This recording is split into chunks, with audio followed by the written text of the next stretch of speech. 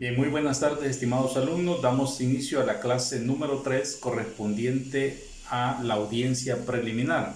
En esta sesión vamos a hablar un poco del desarrollo de la audiencia preliminar, pero antes que eso vamos también a hacer un análisis sobre el escrito de acusación, algunos aspectos importantes que debemos tomar en cuenta. En la clase anterior habíamos hablado ya del auto de instrucción, que es cuando el juez de instrucción recibe las diligencias del juez de paz y tiene que emitir esta resolución para darle continuidad al proceso. Habíamos hablado pues que en el auto de instrucción él va a establecer la fecha para la finalización de la instrucción, la realización de algunos actos urgentes de comprobación que las partes les hayan solicitado o que él estime necesario también. Importante rescatar que el juez de instrucción, si bien es cierto, no es su función investigar, sino controlar la legalidad y ser un filtro de investigación específicamente en esta parte del proceso, porque la investigación le corresponde a la Fiscalía, pero la ley ha considerado esa posibilidad, esa facultad, en aras de garantizar también y transparentar la investigación, ya que por parte de la representación fiscal puede haber algún tipo, digamos, de desatención a algunos elementos pues que son importantes al momento ya de discutir un caso en concreto. Entonces el juez también, decíamos, puede ordenar en el auto alguna diligencia que se realice, y eso es perfectamente legal. La importancia del auto de instrucción, decíamos, es porque también nos da la fecha de finalización de la instrucción, y en eso pues hay que estar atentos porque Fiscalía tendrá ya su plazo para presentar la acusación, que son en los 5 días posteriores a la finalización de la etapa instructora. Va a presentar su acusación, y en los 5 días subsiguientes pues le toca al defensor presentar su escrito con los medios probatorios que ha recabado durante toda la etapa.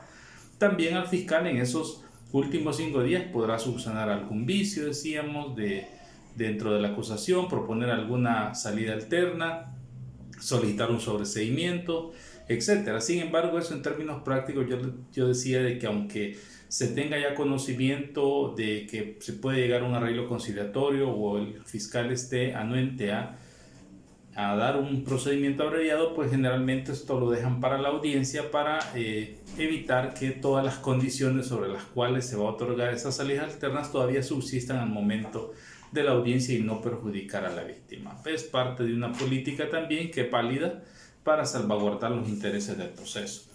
Pero importante mencionar cuando hablábamos de el ofrecimiento de prueba.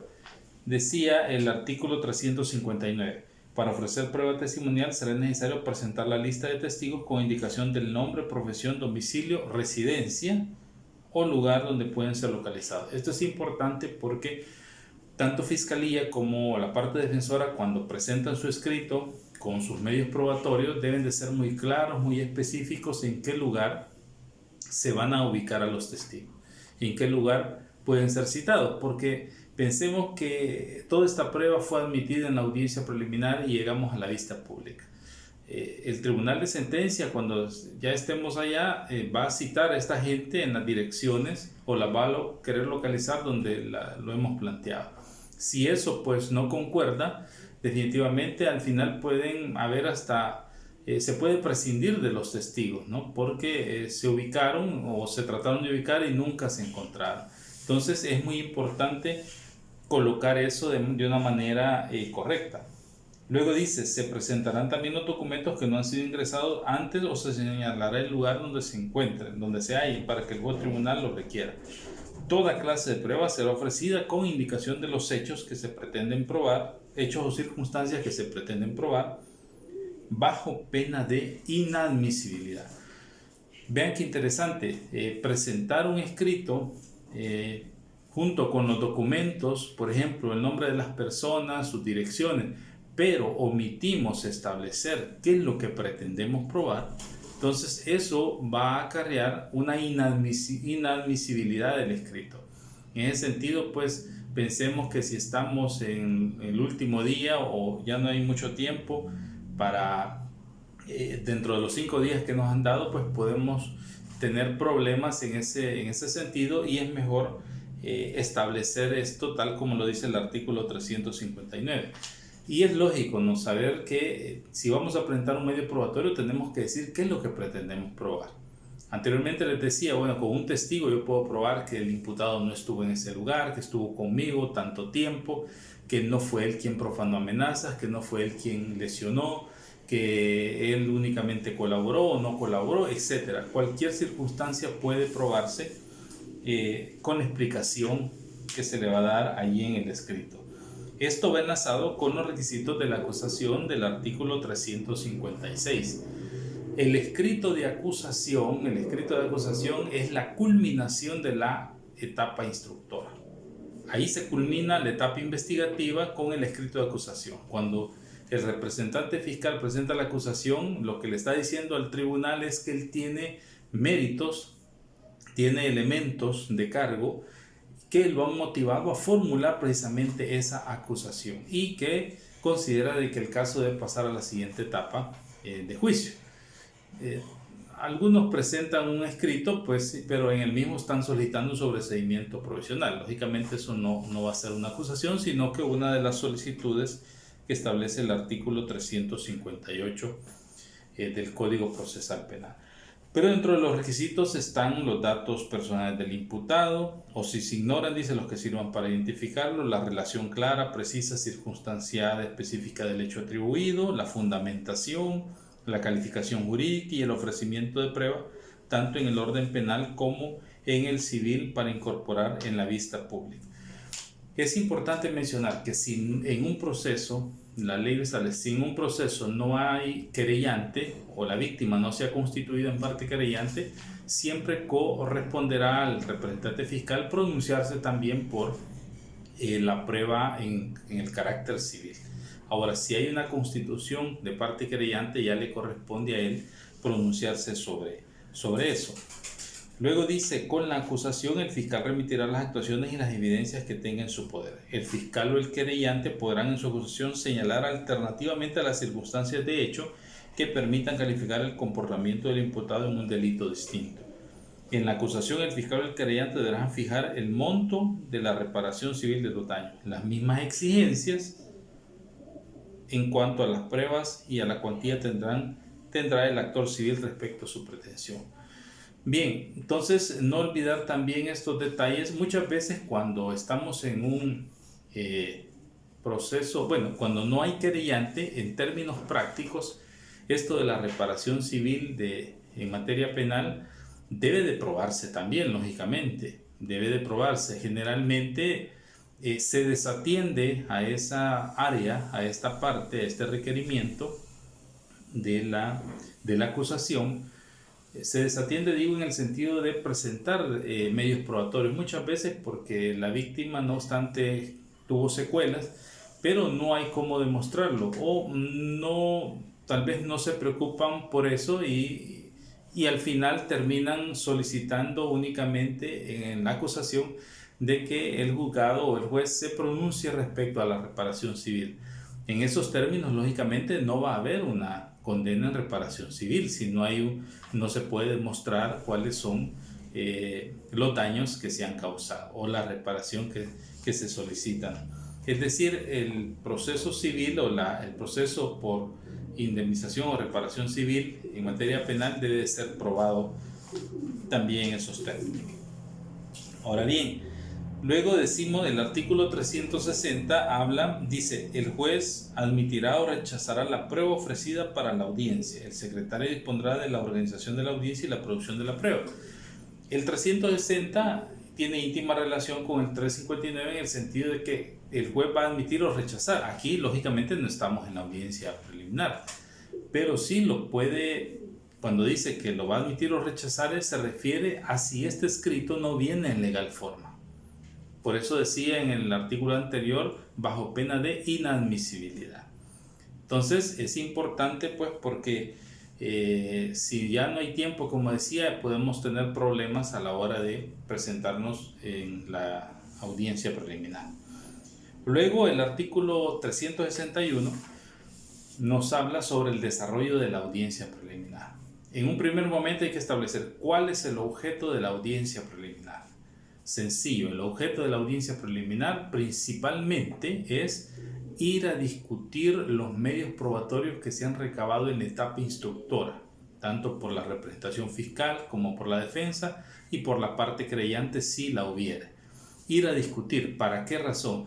Bueno, para establecer si hay mérito de que el proceso continúe a la siguiente etapa, que sería la etapa de juicio o vista pública, y discutir o analizar qué elementos probatorios de las partes van a ser admitidos y cuáles van a ser rechazados para una eventual vista pública. De eso se trata la audiencia preliminar, como función principal, como parte de su naturaleza. Esa es.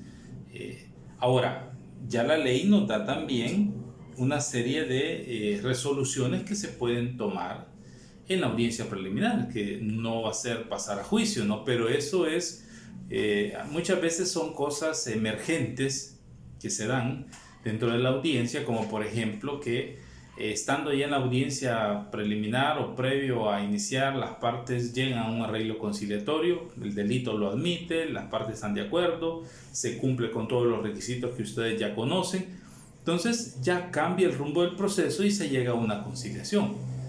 Pero eso no es que la audiencia preliminar tenga como objetivo principal ese, sino que el objetivo principal es el que acabo de explicar, ¿no? Discutir la acusación y la defensa del imputado. Ahora veamos esto para hacer luego comentarios sobre otras peticiones. Dice, el día señalado se realizará la audiencia, se dispondrá la producción de la prueba y se dará tiempo suficiente para que cada parte fundamente sus pretensiones.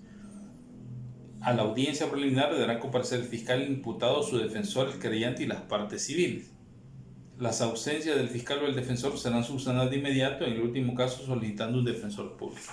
Bien, en un primer momento dice, el día señalado se realizará la audiencia, de la cual se dispondrá con suficiente tiempo para explicar los medios probatorios.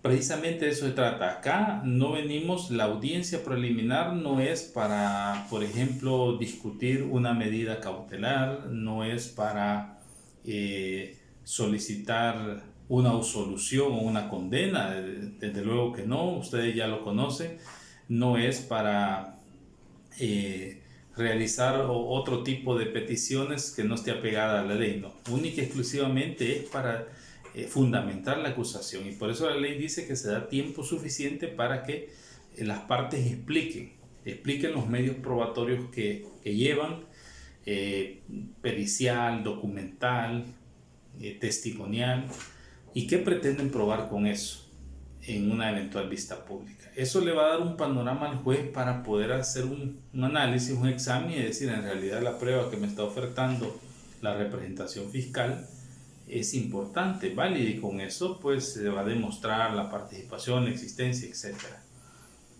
La prueba pericial también viene en legal forma y es importante. El mismo examen va a ser de la parte defensora también.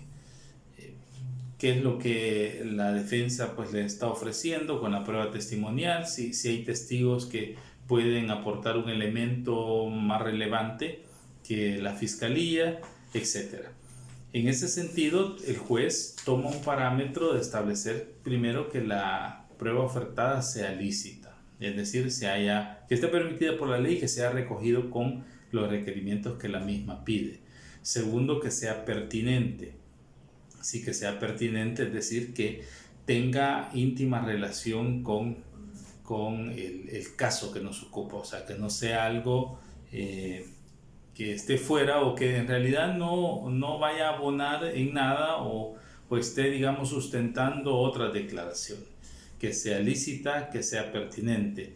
Y bueno, lo último también, evitar de que haya prueba también sobreabundante, porque eso es importante, ¿no? Pueden ser 5 testigos, pero de esos 5 lo mismo o pretendo demostrar lo mismo.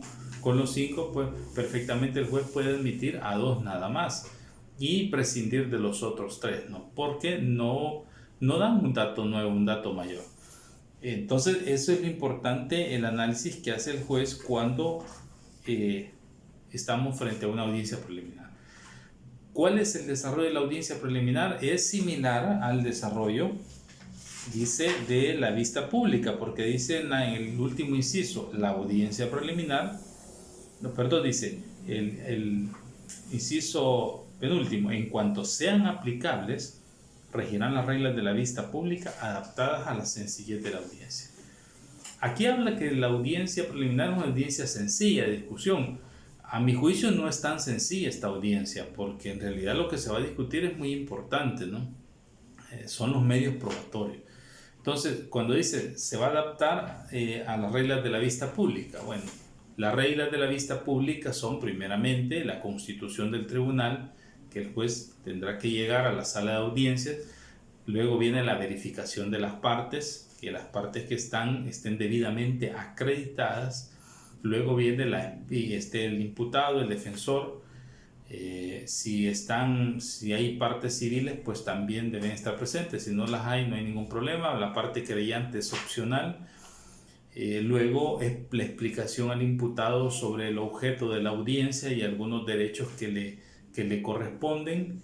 Luego la lectura en algunas audiencias hacen lecturas parciales de la acusación, más cuando son casos bastante amplios, se hacen lecturas parciales, en algunas se omite a veces. ¿Por qué? Porque las partes ya tuvieron 5 días, 10 días para estar verificando las diligencias y lógicamente las partes conocen de la prueba que la contraparte quiere ofertar. Conocen del caso, ya llevan sus anotaciones. Si hay aveniencia de las partes, pues se puede omitir la lectura, pero generalmente se hace una lectura resumida sobre los hechos que se le atribuyen y qué es lo que solicita Fiscalía para darle luego paso a la representación fiscal que fundamente su acusación. Posteriormente viene el turno de la defensa, donde tendrá que explicar también su estrategia de defensa y explicarle al juez, fundamentarle por qué solicita la admisión de los testigos de la prueba documental y pericial. Luego de ello se da la segunda participación a las partes, o se le pregunta al imputado si desea rendir una declaración indagatoria. Sobre esto de la declaración indagatoria, es un derecho que él tiene para poderla rendir las veces que sea necesario, como parte de su derecho a la defensa material que tiene. Si él decide rendir una declaración indagatoria en ese momento, pues habría que seguirse las reglas del artículo 89. 89, vamos a ver, 89 procesal penal, donde nos habla sobre artículo 90, declaración indagatoria. Habría que seguirse estas reglas, las advertencias preliminares que el juez va a hacer, de qué va a consistir su declaración, cómo debe de ser su declaración, clara, espontánea, libre de vicios. Luego viene un interrogatorio de identificación y posteriormente la declaración de los hechos. Después de que el imputado haya declarado, pues puede ser sometido a las reglas del interrogatorio por parte del defensor o del fiscal, y todo lo que diga va a ser escrito tal y como lo menciona el imputado, pues porque así se establece dentro de las reglas. Entonces es importante mencionar eso, cómo va a ser la declaración en caso él quiera rendirla, ¿no? Posteriormente, si no es así, vendrá una segunda intervención para las partes que ratifiquen lo dicho o que pueden modificar en ese sentido alguna de sus peticiones. También en esta parte se ocupa para, aparte de ratificar su petición, para señalar algunos vicios de la prueba ofertada por la contraparte, ¿no? Definitivamente así es, corresponde a la representación fiscal hacer su réplica, y puede referirse también a algunos medios probatorios que la defensa ha presentado y que a juicio del Ministerio Público considera que no es necesario admitírselos o que no van a abonar en nada al proceso. Entonces lo mismo puede hacer la defensa como parte de una estrategia que debe tener. Entonces es importante analizar eso, pues porque después de estas réplicas viene la palabra la víctima y luego la palabra al imputado.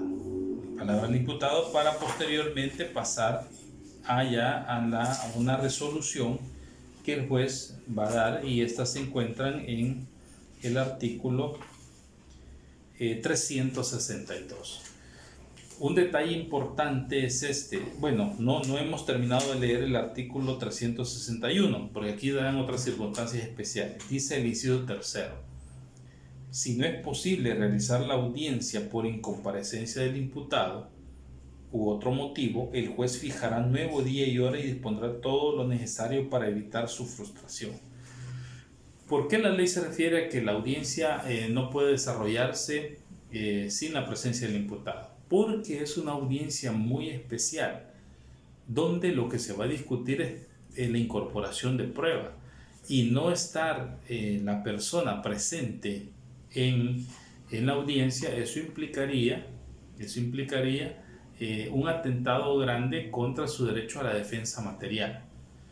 ¿Y por qué digo esto? Porque en la audiencia preliminar también el único que puede incorporar ya medios probatorios en este momento procesal es el imputado. Ya las partes tuvieron sus momentos procesales donde se incorporan, pero el imputado sí es el único que puede incorporar en este momento algún tipo de prueba. Por eso es que la ley contempla necesariamente la presencia del imputado en el desarrollo de la audiencia preliminar. ¿Qué pasaría, por ejemplo, si durante todo el proceso hubiéramos tenido un imputado en libertad? Sin ninguna medida, pensemos, sin ninguna medida. Un proceso, él está en libertad, el proceso se está desarrollando en la etapa instructora, y luego se convoca la primera audiencia preliminar y no llega a la citación. Como ha estado en libertad, pues se supone, pues se entiende que no hay peligro de fuga, tenía a lo mejor los arraigos, el delito no es muy grave, pero se suspende la audiencia preliminar por lo que dice el 361, inciso tercero, parte primera, y se convoca una nueva audiencia. En la nueva convocatoria tampoco asiste la persona, pero ya el tribunal tiene conocimiento, por ejemplo, de que esta persona se ha ido del país, que ya no está. Entonces, ¿qué procede en este caso realizar, o qué tipo de resolución procede? Ahí nos vamos al artículo 82, donde habla de la rebeldía. Y aquí es importante mencionar, aquí es indeclaratoria, perdón, es el artículo 87 y 88. Vamos a ver, es el artículo 88. Dice: efectos sobre el procedimiento. Está hablando de la rebeldía.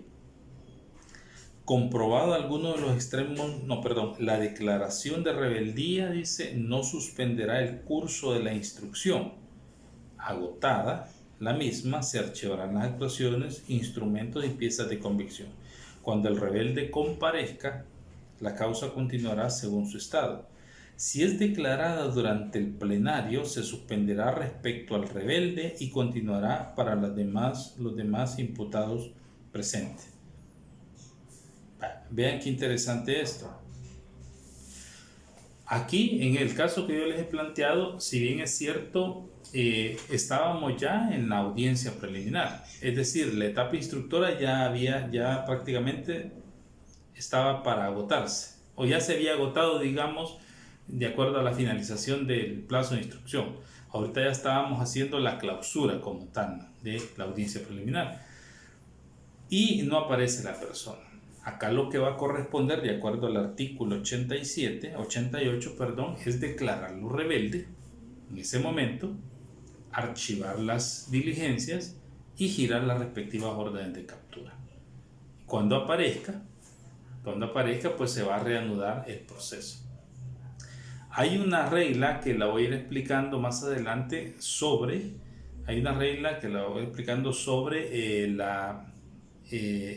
cuando la rebeldía afecta la prescripción, porque no puede pasar esto también toda la vida en rebeldía la persona, ¿no? Y van a pasar 10, 15, 20, 25 años y la persona va a estar en rebeldía. No, hay una regla especial para cuando una persona ha sido declarada rebelde y pasa cierto tiempo sin que sea capturado nuevamente, entonces el término de la prescripción empieza a correr.